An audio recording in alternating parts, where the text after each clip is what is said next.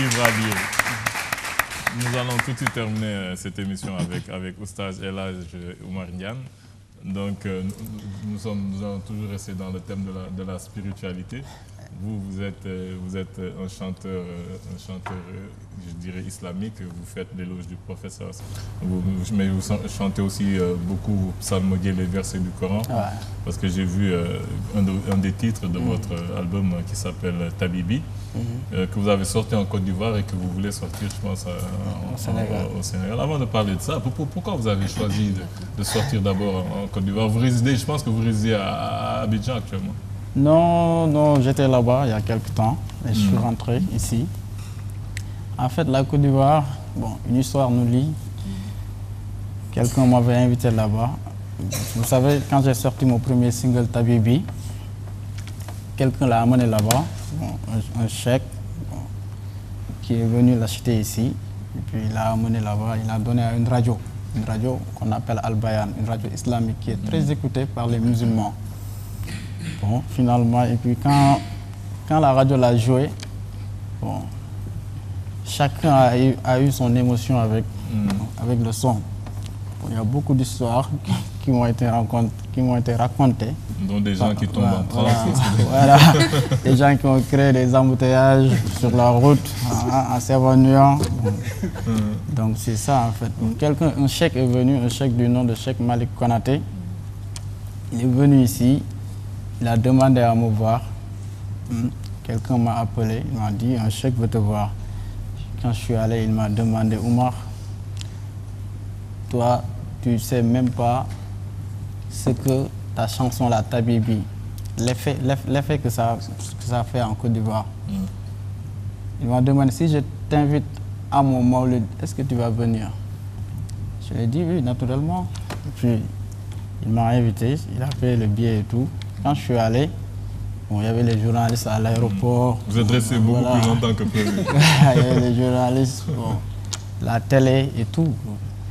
Je ne savais même pas l'ampleur que cette chanson-là avait fait là-bas. Maintenant, le jour du Maulid aussi, ce jour-là, quand j'ai commencé à prester, la Croix-Rouge a dénombré 45 personnes qui se sont évanouies. C'était inimaginable. Après, on a organisé une nuit du zikr là-bas et cette nuit du zikr a aussi regroupé tous les cheikhs de la Côte d'Ivoire. Et puis, c'était au moment où on parlait de réconciliation nationale parce que certains cheikhs avaient pris parti pour Gbagbo, d'autres étaient pour Alassane. Donc, et puis voilà, l'arrivée de Oumar Niane là-bas a pu les regrouper tous dans une soirée, dans une salle. Et puis, ils se sont donnés la main. J'étais devenu en quelque sorte un ambassadeur de la paix. Donc, c'est comme ça. Quand je suis rentré, j'ai eu quelques contacts là-bas des amis ministres qui m'appellent maintenant, presque toutes les semaines. Donc voilà, je me suis dit, puisque je suis plus aimé là-bas, je ne peux pas dire plus aimé, mais plus connu. Je suis plus connu là-bas, franchement. Donc je me suis dit, pourquoi ne pas aller là-bas et sortir mon album là-bas. Donc c'est ça en fait, le pourquoi de la sortie. Donc comme j'ai dit tout à l'heure, non seulement vous faites de très belles chansons sur le prophète sallallahu alayhi wa sallam, mais aussi le Coran que vous psalmodiez d'une manière sublime. Je ne sais pas, on voit tout de suite votre référence que c'est Abdul Basit, Abdul Samad, le cheikh Abdul Basit. Mais moi, au début, je me disais, est-ce que c'était le cheikh que j'écoutais ou bien est-ce que c'était vous? Voilà, j'ai mis du temps pour voir si c'était vraiment l'original ou c'était vous qui psalmodiez comme cheikh Abdul Basit. Franchement, c'est bon. Je peux l'imiter, vraiment. Je sais imiter Abdul Basit, vraiment. On va tout de suite passer un petit clip à propos de cet album, comme ça on pourra avoir un peu une idée de ce que c'est. Cécile, dès que c'est prêt. طبيبي قريب هل سقامي تسمع يقابلني يوم المقفى المشفع أراني إذا ما جئت يوما محمدا تحقق آمالي كما أتوقع محمد خير العالمين وسيلتي أتاك خديم ضارع يتشفع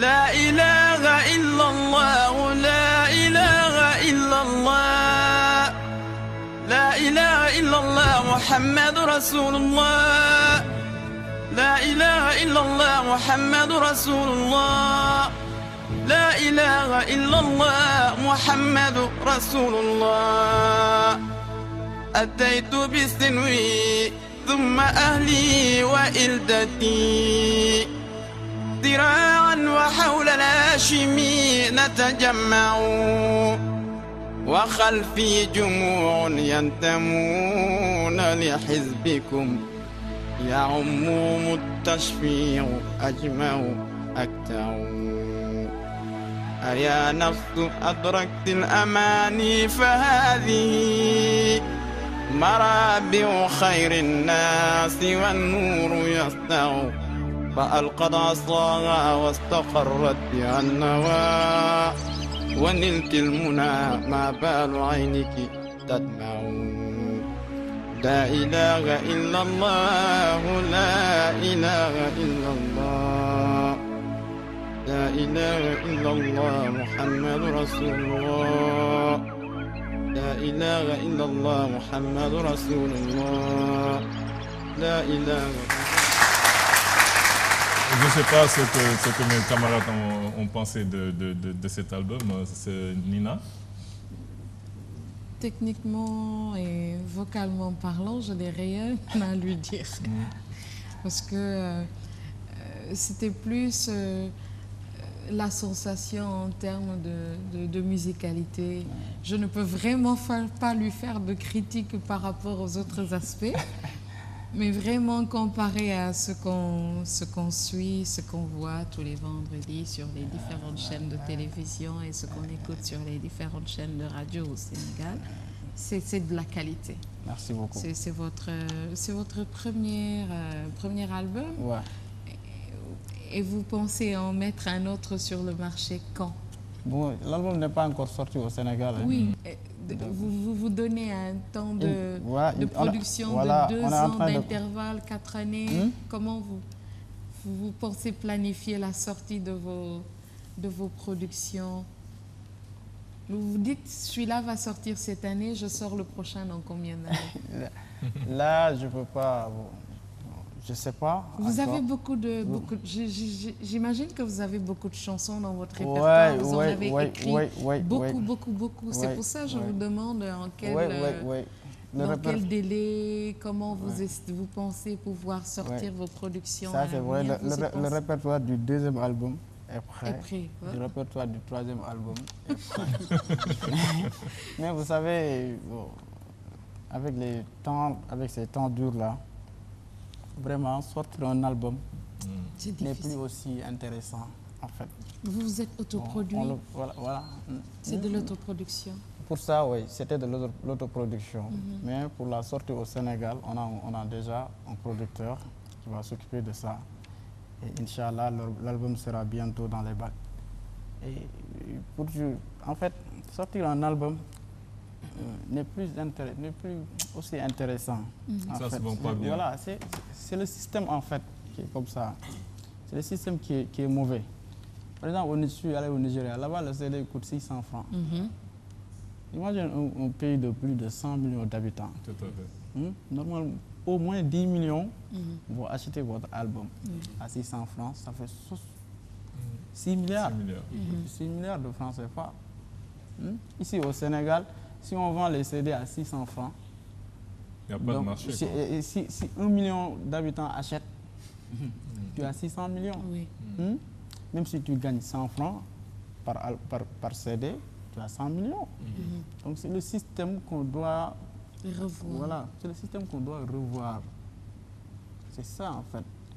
Maintenant, c'est impossible de vendre un CD à 600 francs ici. Parce qu'un CD qu'on vend à 600, il ne va pas être piraté, c'est clair. Avec les taxes et tout, si on vend un CD à 600, ça ne va pas être piraté. Mais en parlant du système de vente au Sénégal, avec ce qu'on connaît, c'est la contrefaçon. je sais que peut-être que ce n'est pas encore sorti, mais on aura beaucoup de gens qui vont vendre le sosie ou la version piratée de ce que vous faites. Et c'est sûr que vous entendrez votre chanson un peu partout, ou votre album un peu partout sur les ondes. Vous avez déjà déposé des clips, je suppose. Mais vous êtes connu, mais vous ne vendez pas. C'est ce que vous êtes en train de dire d'une autre manière. Il n'y a pas l'argent, mais il y aura la célébrité. Et je reviens à votre passage en Côte d'Ivoire. Vous avez dit tout à l'heure que vous avez, à la limite, été un ambassadeur de la paix. Ouais. Est-ce que quand vous le dites, vous en êtes réellement convaincu? Ouais. Et vous estimez que vous ouais, vous savez, quand j'ai sorti mon premier single, Tabibi, je ne l'ai pas vendu. C'était comme une zakat pour moi.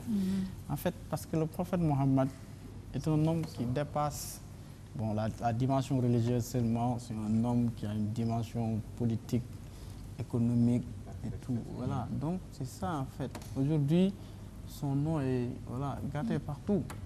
Alors que ce n'est pas ça l'islam. L'islam est une religion de paix. L'islam ne veut pas la guerre. Regardez, moi je suis un disciple de Cheikh Ibrahim Niass. Cheikh Ibrahim Niass a converti des millions et des millions.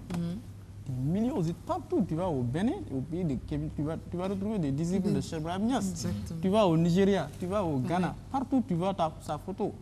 Donc, quelle a été sa méthode? C'est ça en fait. Et lui, il le dit. J'ai survolé les mers agitées, les villages, les villes et les montagnes, afin d'aider la religion musulmane, cette religion qui ne veut pas la guerre. Donc c'est ça en fait. Et voilà, les musulmans doivent savoir, les extrémistes doivent savoir que celui que tu veux convertir, si tu le tues, il ne sera plus jamais converti. C'est perdu, il est perdu. Donc c'est ça en fait. Maintenant, d'abord, nous ce qu'on essaie de faire, c'est de toucher le cœur d'abord avec les cantiques et puis voilà, les sensibiliser. Je vous félicite pour avoir touché le cœur des Ivoiriens. Et je pense et votre cœur à vous, on sait que vous êtes chrétienne. Même si je ne suis pas musulmane, mais j'ai beaucoup apprécié le travail que vous avez fait. Et j'estime que ce n'est pas seulement, je vous pose la question en disant que ce n'est pas seulement le rôle des politiques et d'une autre frange de la société d'aider à emmener la paix. Et je crois que c'est nous tous réunis, vous dans la musique que vous faites, même si vous parlez de religion et du prophète paix et salut sur lui, et de même que Kalune en faisant son émission Le Grand Rendez-vous, en invitant des gens qui passent le message de l'unification, de la compréhension de l'autre et de l'acceptation de l'autre. Je vous félicite pour cela et j'espère que vous allez continuer dans ce sens en vous disant qu'il y a d'autres qui ont besoin de vous entendre ou de vous voir travailler dans ce sens pour emmener la paix. C'est très important. Vous avez joué un rôle très important. Merci beaucoup. Et en Côte d'Ivoire, j'ai eu l'honneur de chanter devant le président de la République. Il m'a félicité. C'est très important. Prenez-le au sérieux. Avant toute chose, et pour relayer les propos de ma bien-aimée sœur Nina, moi je voudrais vous remercier. Merci. Vous remercier les gens qui vous ont aidé à établir ce travail. Et moi j'aimerais vous remercier. Parce que vous savez, l'homme est fait d'ombre et de lumière. Et même un homme de foi parfois peut s'éloigner de temps à autre de la foi, oublier son devoir spirituel. Et à titre personnel, en écoutant ce morceau, cet album, je l'écoutais avec mes enfants notamment, vous m'avez redonné, à une période où j'avais peut-être pas mal de problèmes et de préoccupations, vous m'avez redonné envie plus que jamais de me précipiter sur le Coran honoré et de recommencer à le lire. Je veux dire que j'essaie de le lire le plus régulièrement possible. Mais il y a des moments où parfois on a tendance à s'oublier, sauf les gens qui vous diront qu'ils sont saints à 100%. Et mettre son don de Dieu au service de Dieu, c'est quelque chose que la plupart des gens oublient. Ils mettent leur don au service de l'argent, ils mettent leur don au service de leur vice, ils mettent leur don au service de l'avarice. vous mettez votre don au service de Dieu et ce faisant, vous ramenez à Dieu ceux qui, par certains moments, peuvent, de manière partielle, ponctuelle, s'en éloigner. Vous avez une voix extraordinaire. Comme l'a dit Nina, de toute façon, on ne va pas parler sur le fond, parce que sur le fond, à partir du moment où on parle de Dieu, on ne peut que s'incliner et on ne peut que vous remercier. Mais sur la forme, on se dit que, et c'est là ce qui est extraordinaire même sur ce terrain d'humilité, quand on écoute les ténors d'autres musiques, d'autres domaines musicaux, la black music comme on l'appelle aujourd'hui, on se dit que si vous étiez dans ce giron-là, mais vous mettriez beaucoup de gens au chômage. C'est vrai, parce que quand on sait chanter, on sait chanter. Objectivement, voilà. Vous mettriez beaucoup de gens au chômage. Et c'est ça qui... c'est-à-dire que je pense que vous ne vous rendez pas compte. Alors, vous parliez des gens qui sont évanouis en vous écoutant chanter. Jusqu'à aujourd'hui, je vous regarde depuis tout à l'heure, je vous regardais à l'entrée aussi dans les loges. Je pense que vous ne vous rendez pas compte de l'impact de ce que vous faites. Ce que vous faites au-delà de la musique. Je veux dire que la musique est un prétexte. Merci beaucoup. Et je ne veux pas enfermer, pour reprendre aussi ce que disait mon frère tout à l'heure, je ne veux même pas enfermer votre démarche dans une optique religieuse, parce que comme l'a dit, Nina est chrétienne.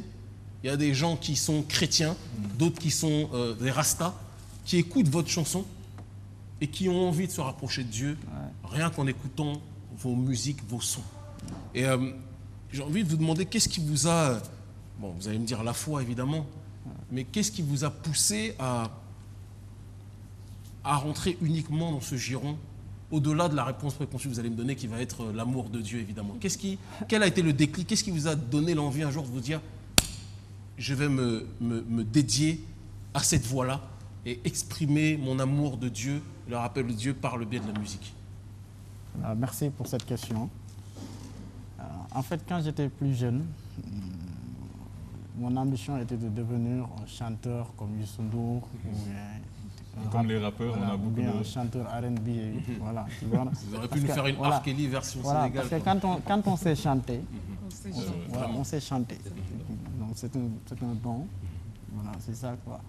En fait, en 2005, j'ai rencontré un cheikh du nom de Sang Babacar Ndiaye, qui m'a initié à la voie Tijaniya et du soufisme de Maulana Cheikh Ibrahim Niass.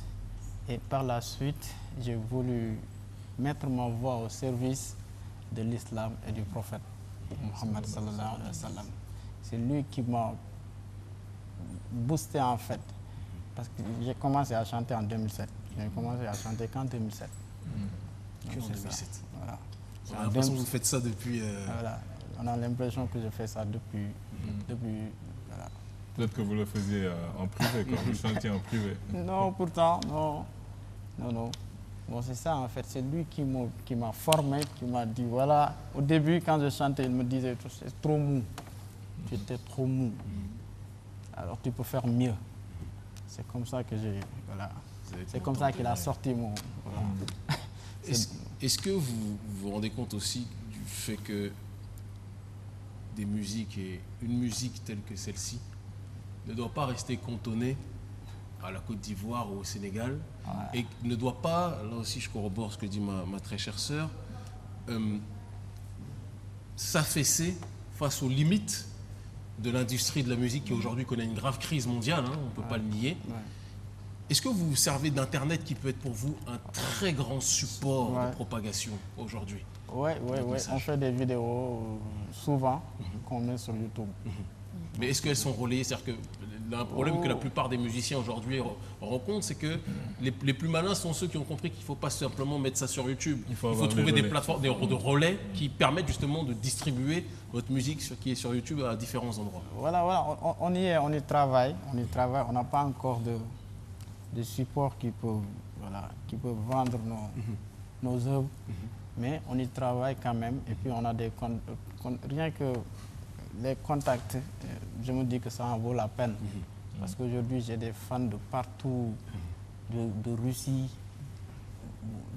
Voilà, d'Australie même. D'Australie, j'ai des fans qui sont en Australie, aux États-Unis, en Afrique du Sud. Donc, voilà. Petite chose antagoniste quand même, si vous me permettez, contradiction. Puisque depuis tout à l'heure, je vous jette des fleurs, là peut-être je vais vous jeter une ronce. Vous nous Vous voyez, depuis tout à l'heure, je parle de votre humilité par rapport à Dieu. Et puis là, je vous entends soudainement, ça fait une petite cassure. J'ai des fans partout. J'ai des fans en Australie.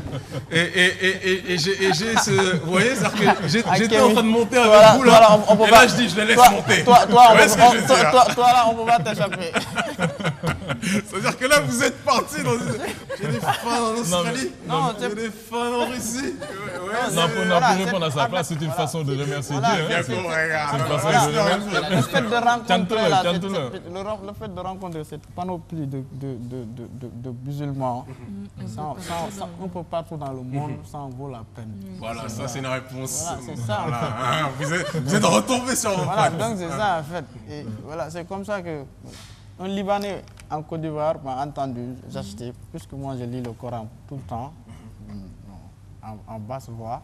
Je suis entré dans son fast-food. J'étais en train d'acheter un hamburger.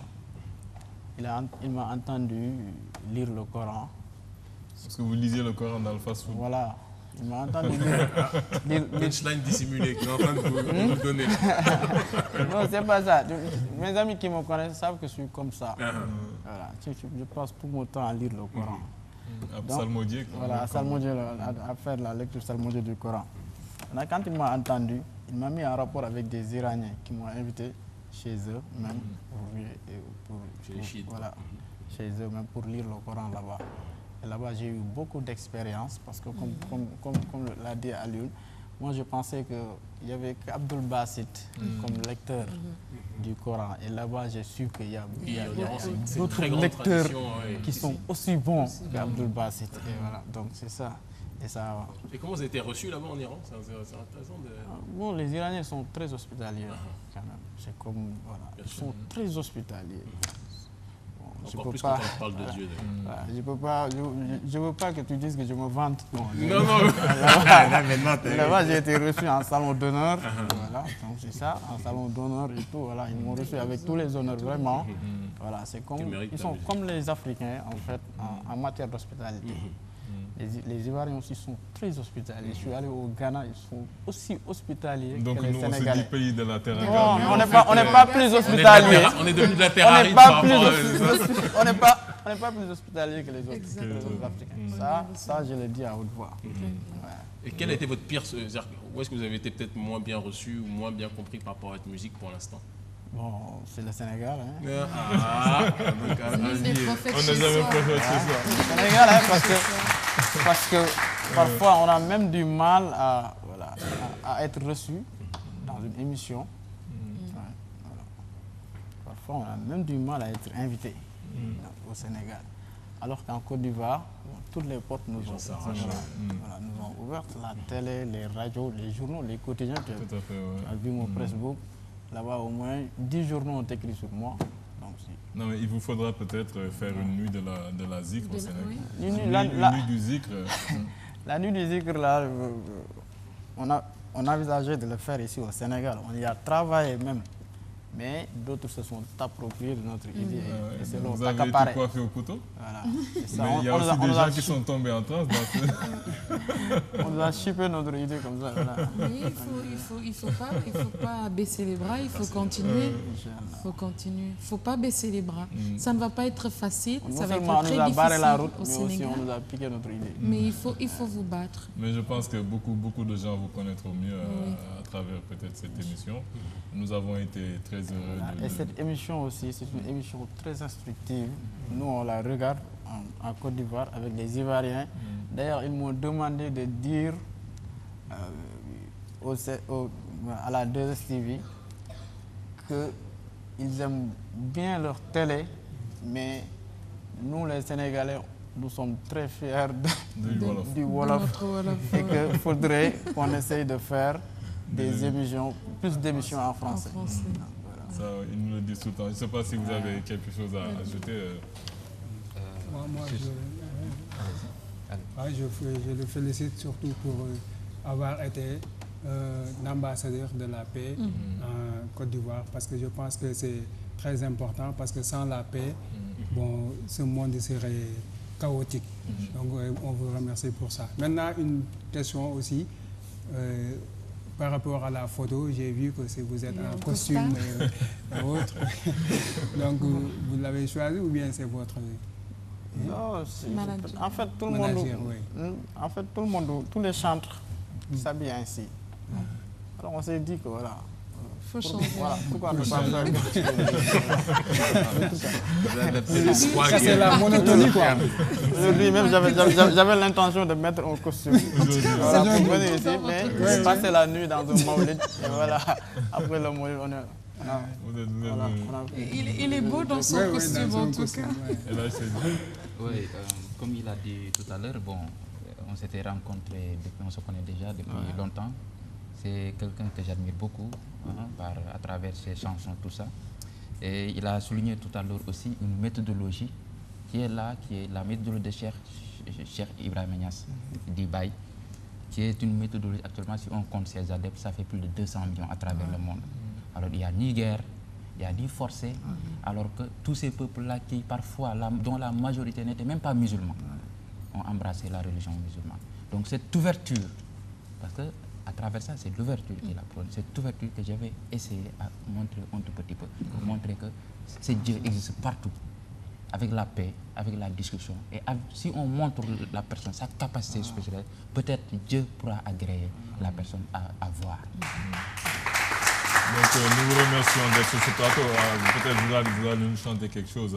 Je vais faire la lecture du Coran. Du Coran, mais juste de te remercier les téléspectateurs qui nous suivent tous les vendredis au CITA, remercier nos chroniqueurs, remercier tous les invités qui sont passés ce soir. Vous remerciez vous, c'est-à-dire Ousmane Diagne, Elhadj Seydou Mbaye, remercier le public. Et juste terminer avec ces versets sublimes que vous allez nous déclamer. أعوذ بالله من الشيطان الرجيم بسم الله الرحمن الرحيم إنا كل شيء خلقناه بقدر وما أمرنا إلا واحدة كلمح بالبصر ولقد أهلكنا أشياعكم فهل من مدكر وكل شيء فعلوه في الزبر وكل صغير وكبير مستطر إن المتقين في جنات ونهر في مقعد صدق عند مليك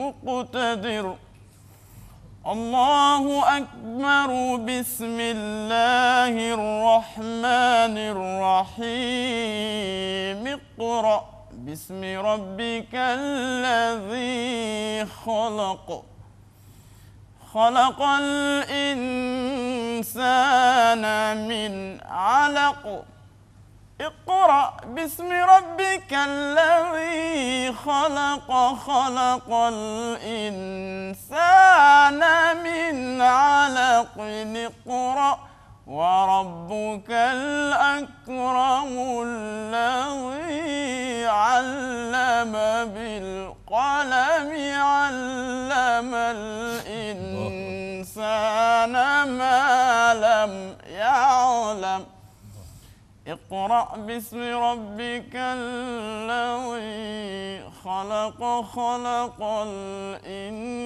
الإنسان من علق اقرأ وربك الأكرم الذي علم بالقلم علم الإنسان ما لم يعلم صدق الله العظيم.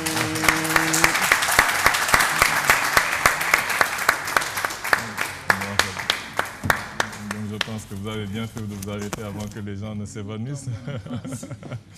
Donc à vendredi prochain, Inch'Allah.